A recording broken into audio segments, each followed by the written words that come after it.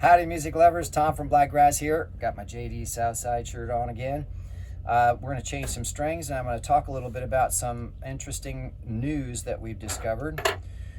So I don't know if y'all remember that we did a video about basically how the music industry and rap in particular, because we did a video talking about how rap is not in the top 40, I think it is, or top 100 on Billboard for the first time since 1990. And basically one of the things I mentioned was that, you know, the government, whatever agency, it doesn't matter which one, they're all part of the same government corporation, actually manipulated the entertainment industry, especially the record industry, and especially the rap community in particular, to be able to help produce people to break the peace, right? I've talked about that before. You break the peace and then you need authorities to fix it, right? Well, somebody's got to come and take care of these criminals, right? Well, what if the people who are supposed to fix catch the criminals are the ones that are creating them, right? Well, how would they do that? They would have to do it through culture, right? You program people to be aggressive, to be hateful, to be divisive. Whoa, wrong way. And that is exactly what the rap industry did for the longest time. You know, when rap first came out, it was a beautiful thing. It started as spoken word and scat and jazz. There was real talent too, especially to create something that was memorable. You know, as you could tell, it's hard to write. It's hard to come up with something that catches everybody's attention, because there's always something new or some other distraction or whatever.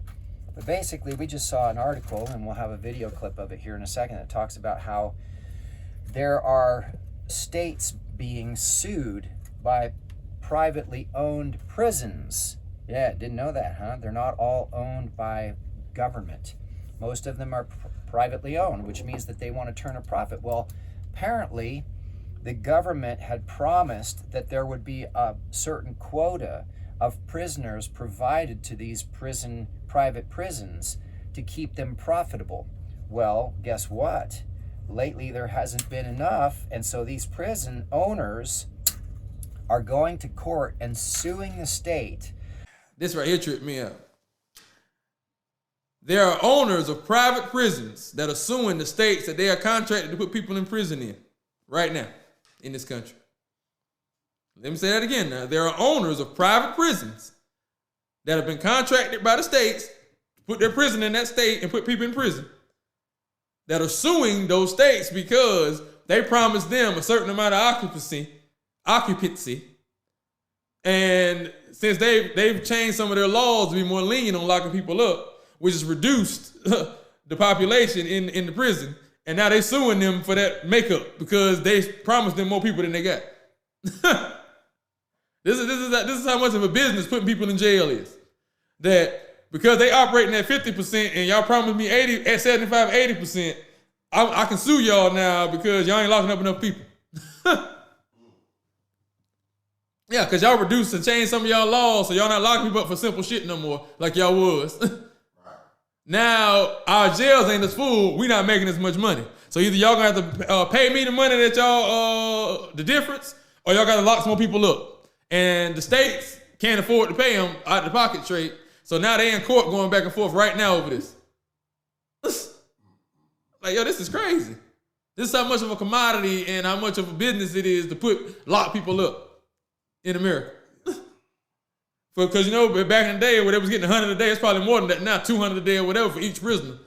How is putting people in the jail just become a business? I thought jail was supposed to be a deterrent for people not to do crime. Yeah, it's a large number. Yeah. The jail's supposed to stay 80% full. Yeah. Keep them in here. Lock them up. 80%. Yeah. That's how you can make their money. That's the revenue, baby. The number's at the top. I got to reach this number. So I need this amount of capacity to reach that number. For not providing enough criminals for them to lock up and make profit off of. How about that for a revelation? Now, anybody that doesn't believe that the rap industry has been and is still being manipulated to generate revenue for prison owners is just naive or living under a rock, as far as I'm concerned. So take that one home and chew on it for a while. Your government promised to produce criminals. Kind of makes sense when you look at what's happening in, New York City, or what you see what's happening in Chicago, or you see what's happening. They got quotas they've got to meet. Well, no, the police would never have quotas to arrest people and give them speeding tickets, would they? They would never sign a contract that would require them to turn innocent men and women, Americans, into criminals to make sure that they hit their quotas for a contract. They would never do that. Not the government. They love us. Yeah, think again. It's all about money. It's always been about money, and it's always been about quotas. So any state trooper or any police officer that tells you otherwise is a bold-faced liar. Every municipality signs contracts with all those industries, not just the prisons, but others, peripheral, collateral stuff that makes money off of you being pulled over for one reason or another. And the courts are for profit too. You can look that up. In fact, you can go and buy a court if you wanted to, and then you'd be the owner of the court, and every time you have a case come through, you turn it into a bond and sell that bond on the market, and you make money on the back end. And then you get to give a net retention to your judge and your prosecutor, and they share some of that net retention with their defense attorney. So think about that one. If you ever want to make some money, maybe you should buy a court, or not, but definitely don't buy a prison right now, because they're losing money, because people are not breaking the law as much as they're supposed to. So what do as a lawmaker? You write laws, rules, codes, and statutes that make it impossible to live without breaking one of those rules, codes, and statutes. Whenever they want to pull you in, they can pull you in for anything, or take your children, or take your property, or take your assets, or to seize your bank account. So now that I'm done ranting, that is proof right there. The prisons are going to sue the states because they're not providing enough prisoners. Well, what do you think is going to happen in those states? Do you think there's going to be a crackdown suddenly on crime? Crime is out of control, and there's a crackdown, and police are arresting more people than ever, and judges and attorney generals are prosecuting more people than ever, and we're cleaning up the streets. From mean tweets. Like the UK, from mean, offensive tweets, offensive posts on social media. That's where it goes. Anyway, so there it is, proof positive that the music industry is manipulated for profit. And that is one of the main reasons that I started Blakgraz in the first place.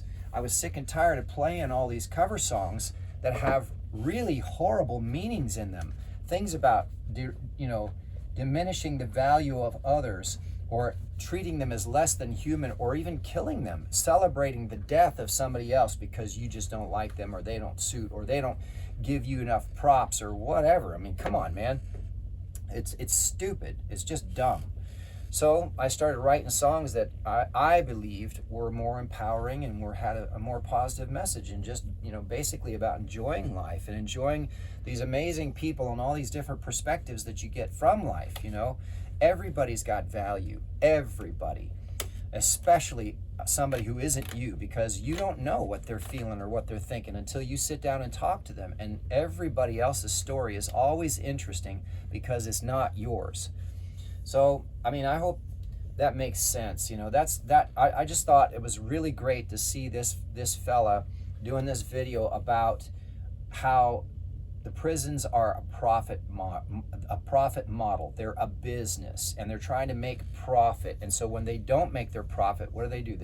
They go after whoever signed the contract with them because they didn't perform. See, that's contract law. If you don't perform because you agreed to a contract, well, then you're in violation of that contract, and you can be, all kinds of things can happen to you, but we won't get into that. That's why the rehabilitation isn't there. It's not real rehabilitation. Same with the drug industry. Yeah, it's same with the drugs. Come on. I've said this in other videos. The biggest dealers of drugs, human trafficking, and illegal arms are every government on the planet, the United States being the biggest. So that's just facts. You just look up the numbers, and by number statistics alone. So it's not subjective. It's not even up for opinion. It's just by numbers alone. They are the largest traffickers of human trafficking, illegal drugs, and arms on the planet. to the tune of trillions of dollars every year. So, don't compete with them. Don't compete with them. Don't get involved because they don't like competition. If you're not doing what they tell you to, and you're in contract with them, especially the corporation governments, boy, don't get in the way. Don't get in the way. Anyway, that is a big motivation for me as a musician to write music that helps people to enjoy their lives, to enjoy the experience here. The whole point of being here is to celebrate life. I mean, a lot of folks, well, what's the meaning of life and why am I here? You came here for a reason, and it's probably to either learn something or to just have a really wonderful time. Now, the trick is to remember that even in common law, the rules are simple. It's just 2 simple rules. Sort of like Genghis Khan, he only had like 3 rules to keep everybody in line. Love your neighbor, do no harm. That's it. So if there's no victim, there's no crime in common law, right? So the same thing with music. If you love your neighbor, why would you write a song about murdering them? Why would you write a song about destroying their property or diminishing them? If you love your neighbor like you love yourself, you would write songs about how amazing how much you love your neighbor and how much you appreciate them being in your life and being there when you needed them, when you needed people to help out or to help promote or support what you're trying to do or what you're trying to build, just like you watching this video. I mean, that's why we love everybody who helps out online, even just a little tiny bit. So I thought that would be worth, and let's phrase it this way.